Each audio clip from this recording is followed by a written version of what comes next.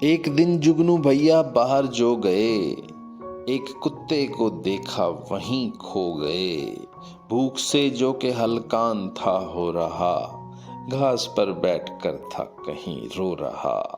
اس کی آنکھوں میں زوروں کی ایک بھوک تھی، آخر کار رب کی وہ مخلوق تھی۔ جگنو بھیا کو اس پہ رحم آ گیا، دل پہ احساس ایک ترس کا چھا گیا۔ جگنو بھیا اسے بس جی لے آئے گھر، اور کتے کے دل میں بھی تھا خوف ڈر۔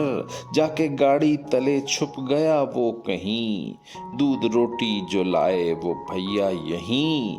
اس کو کھانے کو تک کر ہوا یہ یقین، جگنو بھیا برے کوئی انسان نہیں۔ باہر آ کے وہ پھر دودھ پینے لگا، جگنو تتلی کے گھر میں ہی جینے لگا۔ رحم کی ایک ہوتی ہے اپنی زباں، جس کو بے شک سمجھتا ہے ہر بے زباں۔ میری دھرتی کے اے جگنوؤں تتلیوں، بے زبانوں پہ بس رحم کرتے رہو، رحم کرتے رہو۔